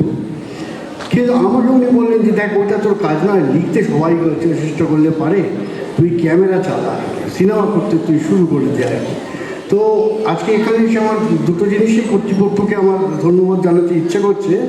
তার কারণটা হচ্ছে, একটা হচ্ছে যে বহু বছর পরে, বোধ হয় 2-3 বছর পরে এই সব্যসাচী ছবিটা দেখতে দেখতে আরও মনে হলো যে মাস্ক ছাড়া কোথাও বসে আছি এবং কথা বলছি, এবং এখানে অনেকেই দেখছি মাস্ক ছাড়াই বেশ দিব্যি বসে আছে।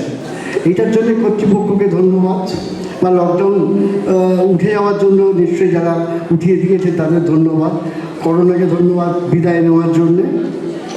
আরেকটা হচ্ছে এই স্কুলে এসে আমার যেটা মনে হচ্ছে দেখতে দেখতে বোধহয় আমারও 25 বছর ছবি করা হয়ে গেল।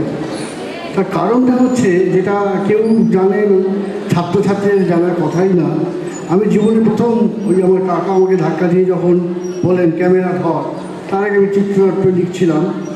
তো সেই ছবিটি করতে এসেছিলাম কিন্তু এই থার্মাল পাওয়ার নিয়ে আগে, কর্পোরেটের ছবি, কীভাবে থার্মাল পাওয়ার ভালো ভালো কাজ করছে। তখন বক্রেশ্বরে আমি খুব অল্প এসেছিলাম, আমি অনেক বেশি ছবি শুটিং করেছিলাম গোলাঘাটে আর কি।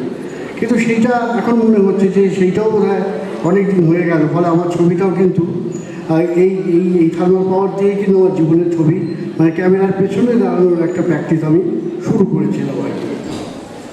তো স্কুলের কথা যখন আসছে, আমি তোমাদের সত্যি খুব ভারী ভারী কথা বলবো না।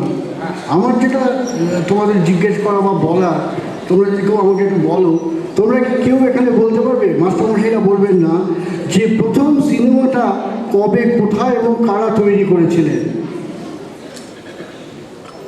নির্দ্বিধায় বলো, কোনো ভয় টয় পাওয়ার ব্যাপার নেই। আমি খুব একটা খুব গুরুগম্ভীর আলোচনাতে যেতে চাইছি না।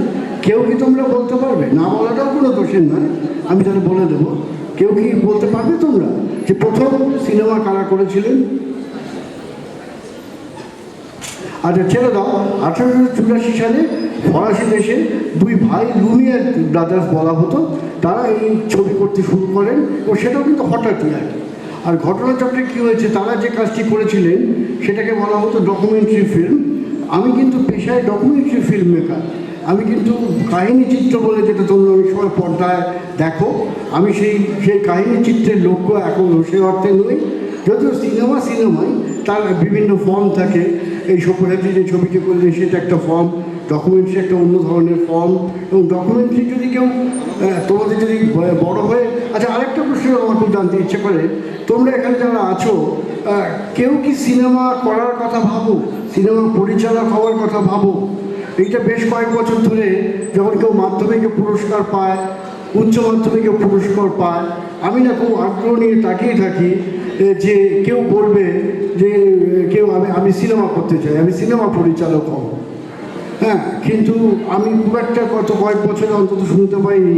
কেউ সবাই বলেন ডাক্তার হব, সবাই বলেন ইঞ্জিনিয়ার হব, কেউ বলেন যে অধ্যাপক হব, কেউ বলেন মাস্টারমশাই হব, কিন্তু আমি সিনেমা করব এইটা কিন্তু আমি অন্তত কাউকে খুব একটা বলতে শুনি। তবে আমি যদি আরও বেঁচে থাকি, তোমাদের মধ্যে থেকে কেউ যদি খুব সিনেমা করে, আমি সত্যি খুব খুশি হব। এবং সিনেমাটা কি, দেখো অনেকে বলে যে সিনেমা, এই যে সিনেমার ব্যাপারটা কি, এই যে ক্যামেরার কথা তোমরা সব শোনো, এই কোনো সব্যসাচীর ছবিতে দেখলাম একজন এডিট করেছে, একজন সহকারী পরিচালক হয়েছে। আসলে তো কিছু নয়। আসলে যদি উল্টো দিক দিয়ে ভাবো, ক্যামেরাটা হচ্ছে তো মানুষের চোখ। তোমরা যারা এখানে বসে আছো, সামনে বসে আছেন যারা, তারা প্রত্যেকেই দেখো তাদের যে চোখ দিয়ে কিন্তু তোমরা তোমাদের মতো করে কিন্তু একটা জিনিসকে, কোনো না কোনো জিনিস তোমরা দেখো। আর সেটা কি করো তোমরা নিজেদের মনে মনেই কিন্তু এডিট করো। কীরকম এডিট করো তোমরা? দেখো এখানে যারা আমার বক্তব্য শুনছো বা শুনছো না, তাদের যখন বাড়িতে গিয়ে কেউ জিজ্ঞেস করবেন, আচ্ছা ওই লোকটি কী বললো, তোমাদের যতটুকু মনে থাকবে ততটুকু কিন্তু নিজের মতো করে তোমরা বানিয়ে বলবে। কেউ বলো ও কী বললো, আমি কি বুঝতে পারবো না, শুনিনি।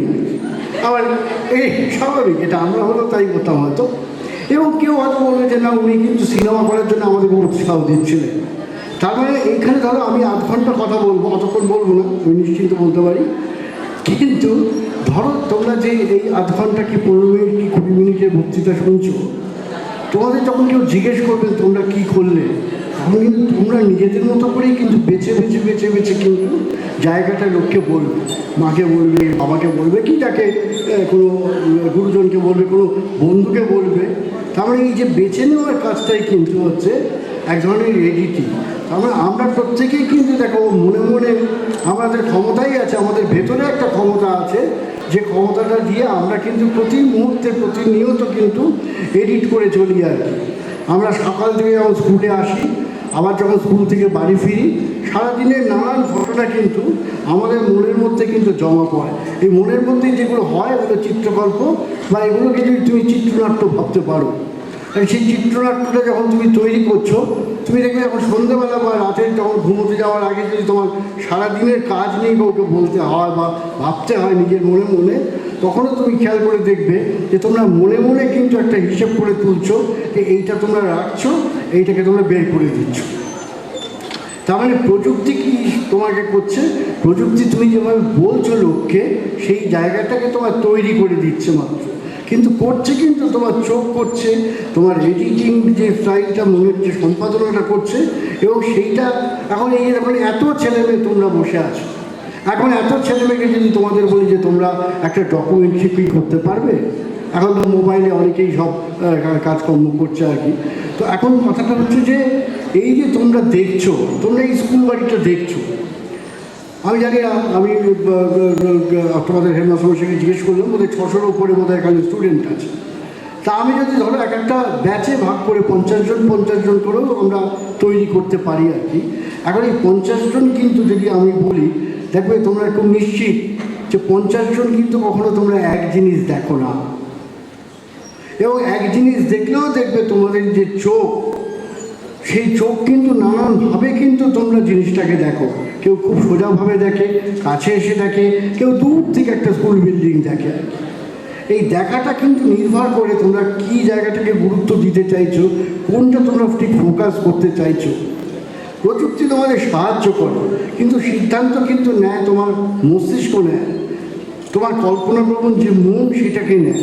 ছবির কোনো বাধা ধরা কোনো নিয়ম টিয়ম নেই। আমি তোমায় বলছি, ছবি নানানভাবে একটা সময় ছিল, চিত্রনাট্য তৈরি করো, অমুক করো, তমুক করো। এখন এই তোমাদের বয়সী ছেলেমেয়েরা কিন্তু অনেকেই সারা দুনিয়াতে, আমি বলছি না শুধু ভারতবর্ষে বা অন্য জায়গায়, তারা কিন্তু সিনেমা করছে। তারা লকডাউনের সময় যেমন এই ছবিটা তোমরা দেখলে, তারা ঘরে বসেও সিনেমা করছেন। তাদের মতো করে এক একটা জিনিস, তাদের উপলব্ধি, তাদের কিছুই না। এই যে তোমরা ভাবছো তোমাদের যন্ত্রণা হচ্ছে, তোমাদের খুব আনন্দ হচ্ছে, আনন্দের সময় হয়তো তোমাদের মনে হচ্ছে যে আরে এই সময়টা আমার এই বন্ধুটার সঙ্গে কথা বললে কেমন হতো। এইটাই কিন্তু আবার চিত্রনাট্য হয়ে দেখা যায়। বন্ধুটাকে তুমি কিন্তু কল্পনায় দেখছো, তখন বন্ধুটা হয়তো কেরালে আছে, কি দিল্লিতে আছে, কি বোম্বেতে আছে। তুমি কিন্তু একটা চরিত্র যখন তৈরি করছো, তখন কিন্তু একটা কাল্পনিক চরিত্রও তুমি তৈরি করতে পারছো। সিনেমার সঙ্গে সাহিত্যের দেখো একটা তফাৎ আছে। তফাৎটা কী, এটা তোমরা যারা পড়াশুনো করছো তারাও বুঝতে পারবে। যে আমি কোনো মাকে আমি খুব ভালোবাসি, এই যে মাকে আমি ভালোবাসি, এটা তুমি দেখো, তুমি একটা সাহিত্যের ভাষায় বলে দিতে পারো, মা তোমাকে আমি খুব ভালোবাসি। কিন্তু সিনেমায় কিন্তু তুমি সেটা করতে পারছো না। সিনেমায় ডায়লগ দিতেও পারো, আবার ঠিক উল্টোও হতে পারে। তুমি খুব আস্তে করে গিয়ে এমনভাবে মার কাছে দাঁড়ালে, মা তখন তাকে কোলে টেনে নিল, তখন কিন্তু বোঝা যায় যে মা আর ছেলে বা মা আর মেয়ের সম্পর্কটা কত গভীর। এই যে ছোট ছোট জায়গাগুলো, এই ছোটো ছোটো জিনিসগুলো যদি তোমরা এখন থেকে মনের মধ্যে তৈরি করতে পারো, দেখবে সিনেমা করাটা কিন্তু তখন এত কঠিন বিরাট ব্যাপার হয়ে যাচ্ছে তা কিন্তু না। তারপরে হয়তো অনেক প্রযুক্তি, বাজেটের প্রশ্ন আসে, তুমি কিভাবে ছবিটাকে ধরবে, তুমি ছবিটাকে আকাশপথ থেকে দেখছো কি না, তুমি এই যে তোমাদের যে স্কুল বাড়িটা তুমি কত অ্যাঙ্গেলে দেখবে, কতগুলো শট নেবে, সেগুলো খুব প্রযুক্তির পরের ধাপের কথা তোমায় বলছি। কিন্তু আমি তোমাকে বলবো, তোমরা এখন থেকেই স্বপ্ন দেখো। সিনেমা করার সবচেয়ে বড় শর্ত কী জানো? আমি সবাইকে এটা মাস্টারমশাইদের বলবো, যদি কখনো সম্ভব হয় তাহলে যদি একটা ফিল্ম ক্লাব এখানে করা যায়, সিনেমা ক্লাব যদি করা যায়, তাহলে অনেক ধরনের ছবি তোমরা দেখতে দেখতে দেখবে যে কত কত ছবি, কত কত অসাধারণ ছবি তৈরি হয়েছে গোটা পৃথিবীতে। আমি বলবো তোমাদের ভারী কিছু দেখার দরকার নেই। তোমরা নতুন করে চার্লি চ্যাপলিন দেখো, তোমরা নতুন করে সত্যজিৎ রায় দেখো, এবং সিনেমার সঙ্গে সমাজের কত রকম সম্পর্ক থাকে। আমি তোমাদের বলি, আমাকে অনেকে জিজ্ঞেস করছিলেন, স্যার আপনার বাড়ি কোথায়, মাস্টারমশাইরাও জিজ্ঞেস করছিলেন। তো আমি লোককে বলি যে আমি আউট অ্যান্ড আউট ক্যালকাটা। আমি একদম কলকাতায় বড় হওয়া, কলকাতায় আমার পড়াশুনো, কলকাতায় আমার জীবিকা, কলকাতার প্রতি আমার একটা প্যাশান আছে। তো আমি তো একদম শহরের ছেলে সেই অর্থে। আমি তোমাদের একটা গল্প বলি, যে গল্পটা আমার কাছে খুব প্রিয়। আমি অনেককে তো বলি, আমার মেয়ে যখন ছোটো, মেয়েকে বলতাম যে আমরা কয়েক বছর আগে, যখন অনেক বছর আগে, প্রায় 20 বছর আগে কি 25 বছর আগে, আমি যখন ছবি করতে শুরুও করিনি, চীনের এক ভদ্রমহিলা, ইয়াং মেয়ে, ভদ্রমহিলা বলাটাও খুব যে একটা অসাধারণ ছবি করেছিল, বাবলিং স্প্রিং।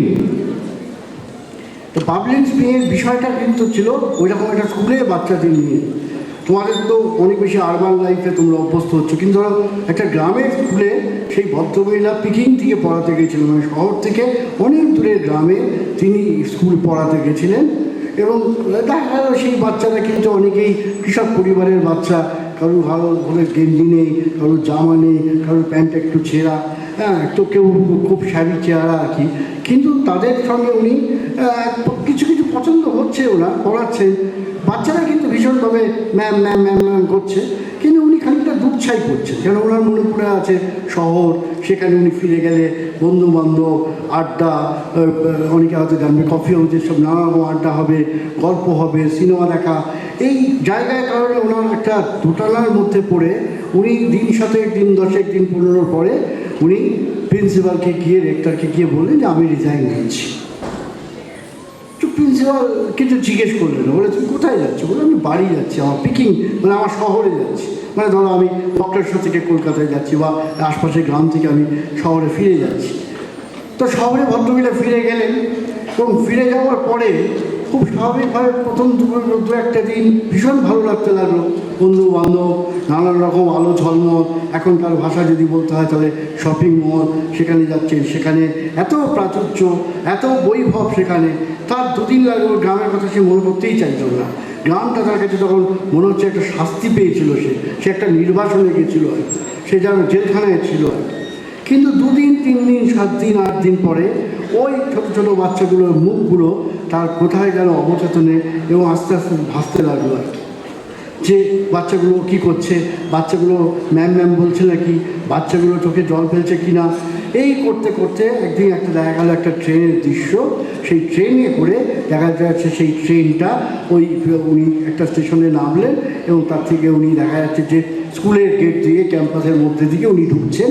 আর বাচ্চারা তো ভীষণভাবে লাফাতে লাফাতে দৌড়ে দৌড়ে আসছে এবং ওই রেক্টর প্রিন্সিপাল যিনি ছিলেন, হেডমাস্টার যিনি ছিলেন, তিনি ওনার রেজলিউশন লেটারটা ছিঁড়ে ফেলে দিল, সেটা আকাশে উঠতে লাগলো এবং উনি ভীষণভাবে রেক্টর একটা মুচকি হাসি, সেই মুচকি হাসিতে বোঝা গেল যে উনি জানতেনই যে কোথাও না কোথাও কোনো না কোনো দিন এই যে বৈভব প্রাচুর্য, এই চারপাশের যে নানা রকম হাতছানি, নানান ঝলমলে সব ব্যাপার স্যাপার, তার বাইরেও কিন্তু একটা পৃথিবী আছে। যে পৃথিবীতে আকাশ আছে, সেই আকাশে সুন্দরভাবে তারা রাতে দেখা যায়, চমৎকার চৈত্র পবনময়, এবং নদী আছে, সেই নদীতে কেউ না কেউ দিনের পর দিন ঘন্টার পর ঘন্টা মাছ ধরে, হয়তো কুচো মাছ, এই কুচো মাছ ধরে সে বাড়িতে যায়, বাচ্চারা তখন তাকে ঘিরে ধরে। এই যে অসাধারণ একটা যে চিত্রকল্প তৈরি হলো, এবং এই ভট্টমীরাকে তখন সারা পৃথিবীতে কিন্তু তিনি নানানভাবে পুরস্কৃত হতে লাগলেন। অল্প বয়সে তো আমাদের কলকাতায় যখন এসেছিলেন, উনি কিন্তু কোনো ইংরেজিতে বলতে পারতেন না, শুধু চীনা ভাষা জানতেন। তো আমাদের প্রত্যেকে আমরা সব জিজ্ঞেস করতে লাগলাম, তখন আমি সাংবাদিকতা করতাম, যে আপনি এইরকম একটা অসাধারণ ছবি করেছেন, আপনাকে কে এত অনুপ্রেরণা দিয়েছে?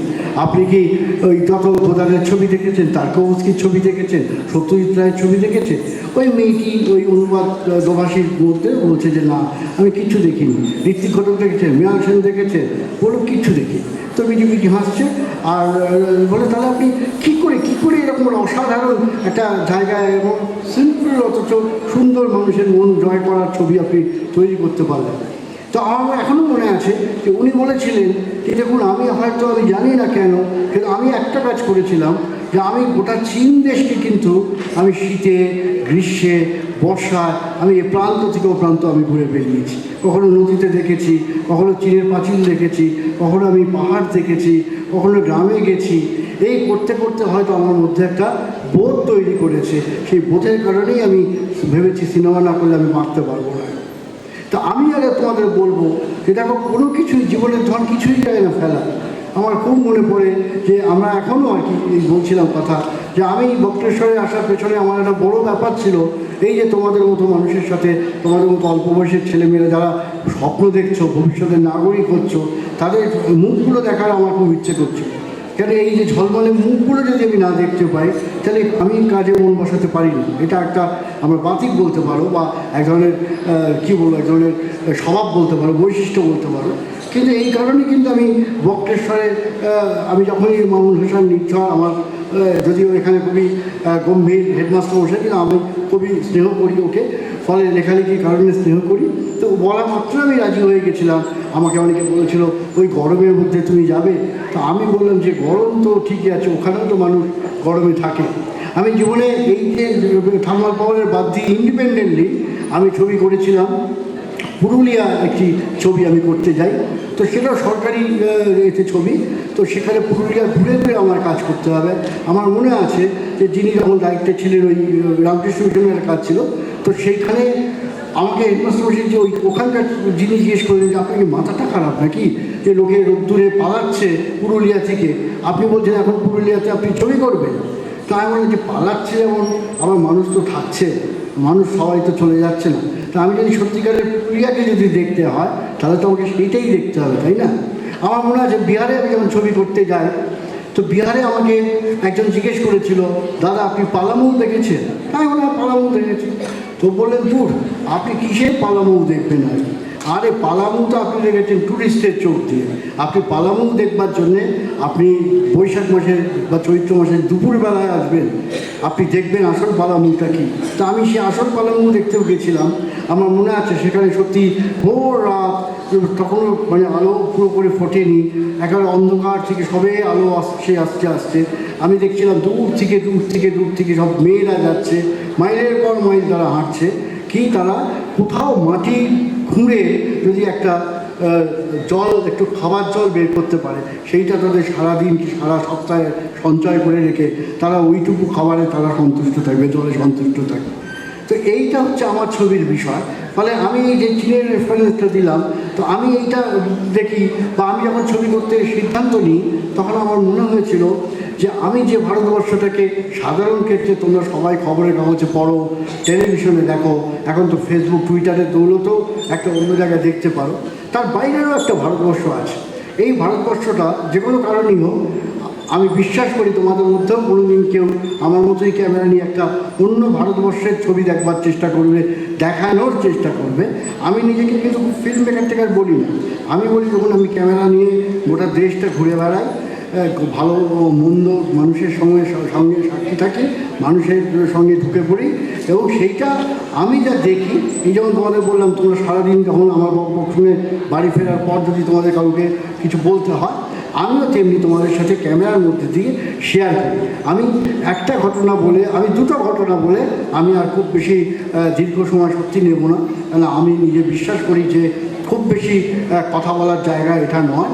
আর তাছাড়া তোমাদের অনেক অনুষ্ঠান আছে, নবীনবরণ আছে, তোমরা ভবিষ্যতে অনেক পরিকল্পনা নিশ্চয়ই নিজেরাও অন্তত করবে, নিজেরা এতদিন পরে পরস্পরের তোমরা কাছে এসেছো। ফলে আমি শুধু দুটো গল্প তোমাদের বলি। গল্প দুটো হচ্ছে আমার একবার বিহারে আমি শুটিং তিনটে আমি গল্প বলবো। একটা প্রথমে বলে নিই, সেটা হচ্ছে যে আমি আরেকটা তোমার স্কুলে এসে আমার মনে পড়ে গেছে আমার নিজের স্কুলের কথা। ঘটনাটা আমাদের স্কুলটিও কিন্তু বেশি নয়, 200 বছর হয়েছে।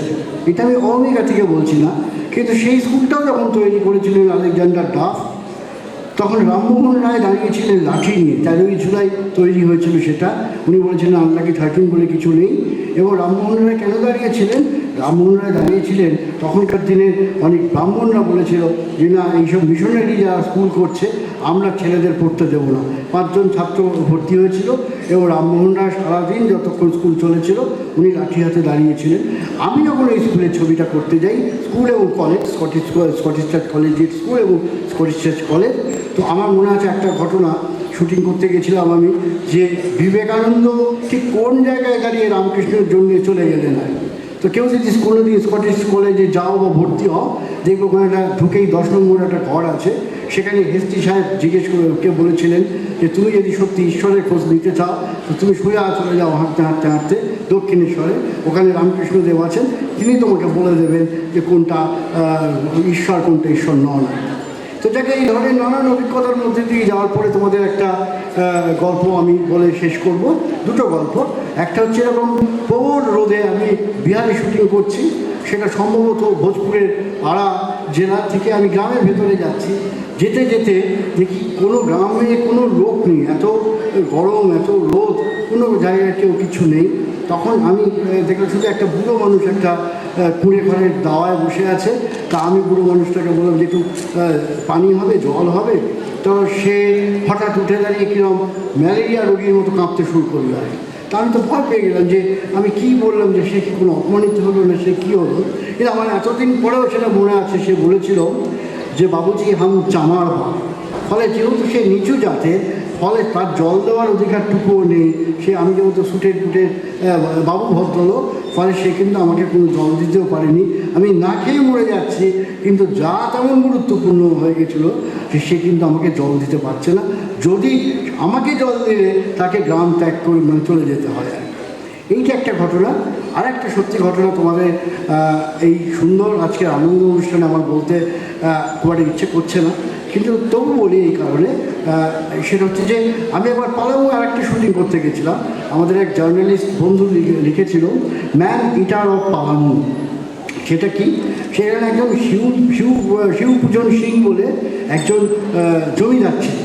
জমিদারের বাড়ি তোমরা অনেকেই জানবে হয়তো, যে বিশাল বাড়ি। তো একটা পরীক্ষা বা একটা পুকুর পুড়ে রেখে সে দুটো কুমির পুষেছিল। সেই কুমিরে সে সারাদিন সারা সপ্তাহ তাকে উপোস করে রাখা হতো, সারা সপ্তাহ উপোস করে থাকতো। শনিবার সে ওই জমিদার তার দলবল নিয়ে পারিষদ নিয়ে বসতো, আর ওই কুমিরকে কখনো মুরগি ছুঁড়ে দিত, কখনো অমুক ছুঁড়ে দিত, এবং যেটা তোমাদের বলার সেটা হচ্ছে যে তখন কিন্তু মানুষের বাচ্চাও তারা ছুঁড়ে দিত আর কি। তো এই ভারতবর্ষটা আমার কাছে খুব ইম্পর্টেন্ট ভারতবর্ষ। আমি নিজে সমাজবিজ্ঞানের ছাত্র বলেও হয়তো এই ভারতবর্ষটাকে আমি খুব টানে। তোমাদেরও এই ভারতবর্ষটাই টানবে আমি বলছি না, কিন্তু দেখার চোখটা এখন থেকে তোমরা তৈরি করো, তোমরা একটু সচেতন হও, তোমরা নিজেদের কল্পনা, তোমাদের মেধাটাকে একটু বাড়াও, চর্চা করো। আমি বিশ্বাস করি আগামী দিনে আমি তো কোনছা, তোমরা সত্যজিৎ রায় বা তাদের চেয়ে অনেক বড় বড় ফিল্ম মেকার হবে। এই বলে আমি কর্তৃপক্ষকে ধন্যবাদ আর বাচ্চাদের অনেক ভালোবাসা জানিয়ে আমার বক্তব্য শেষ করছি।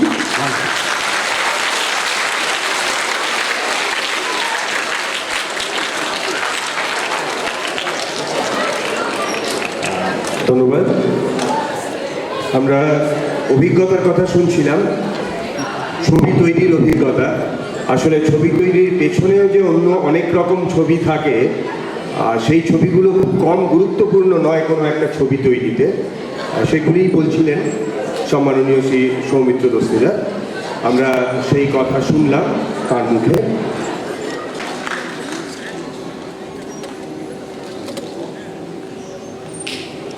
শোনাচ্ছি।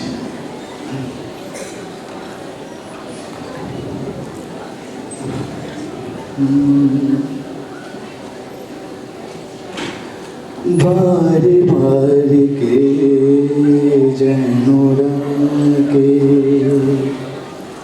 আমারে, বারে বারে কে যেন রাগে, কার ছোঁয়া লাগে যেন মন বিনার তারে, কার ছোঁয়া লাগে যেন মন বিনার তারে, কি যেন সে খুঁজে মরে আকাশ পারে, বারে বারে কে যেন ডাকে আমারে, বারে বারে কে যেন ডাকে, কিছু যেন বুঝি তার কিছু অজানা, কিছু যেন বুঝি তার কিছু অজানা, যতবার বলে যায় মানে না মানা গো, কিছু অজানা, খুশির মায়ানে মধু বেদনারে, কার ছোঁয়া লাগে যেন মন বিনার তারে, কার ছোঁয়া লাগে যেন মন বিনার তারে, কি যেন সে খুঁজে মরে আকাশ পারে, বারে বারে কে যেন ডাকে আমারে, বারে বারে কে যেন ডাকে, ক্লান্ত চাঁদের চোখে স্বপ্ন জাগে,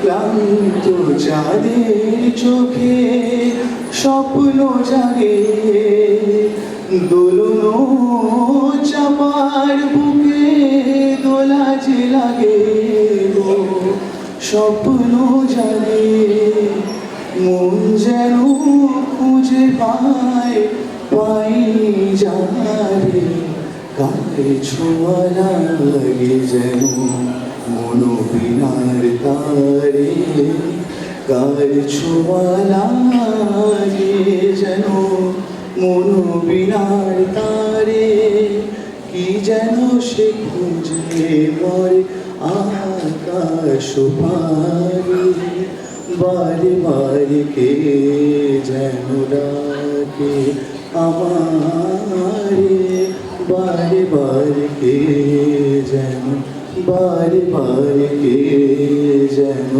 বারে বারে কে যেন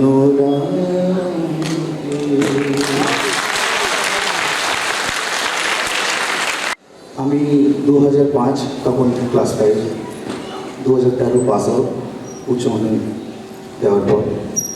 তো অল্প কিছু কথা বলুন। মনে পড়ে যায় অনেক কথা। তখন মামুন স্যার ক্লাস নিচ্ছেন, ক্লাসের মধ্যে বললেন যে বসার একটা গান শোনা। স্যার গান শোনাবো? হ্যাঁ শোনা কোনো অসুবিধা নেই। সাহস করে গেলাম গান শোনাতে। শোনাবেন।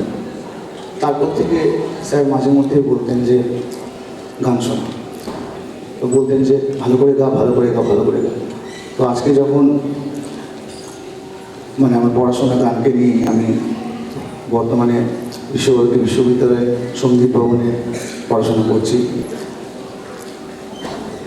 তো আজ মনে পড়ে স্যার যখন বলতেন, মানে খুবই মনে পড়ে।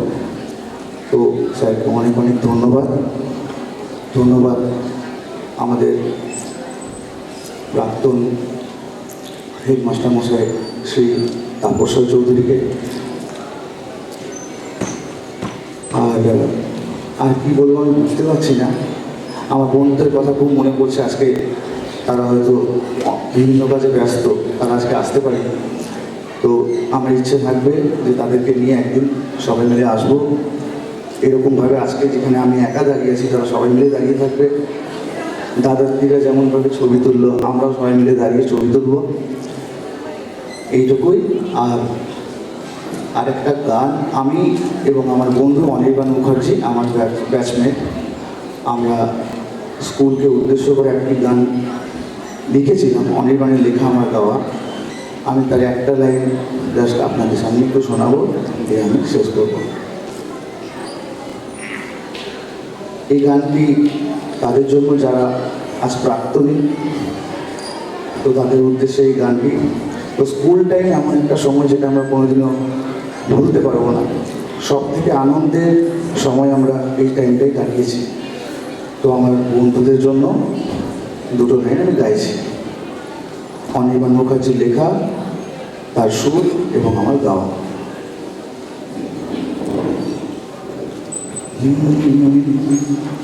সাদা নীল ইউনিফর্মে বৃষ্টি ভেজা স্কুলে, প্রেয়ারের লাইনে জড়ো হওয়া,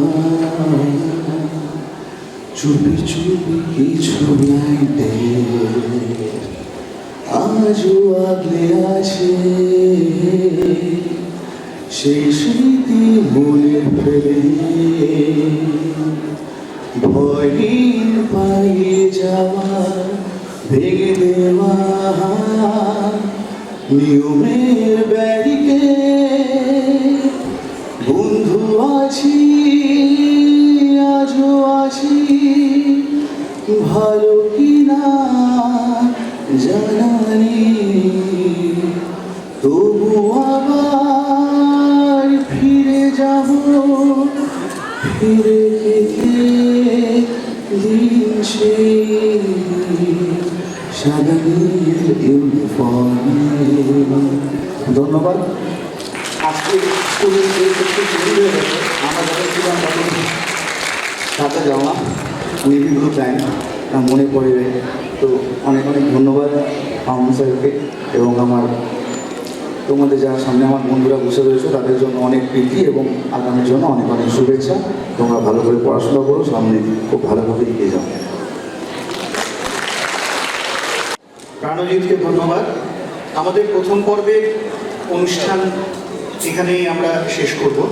এরপর আমাদের একটি 15 মিনিটের ব্রেক। এই ব্রেকে তোমরা যেখানে বসে আছো সেখানেই থাকবে। তোমাদের কাছে স্যার ম্যাডামরা যাবেন, তোমাদেরকে টিফিন দেবেন, ওখানেই খাবে।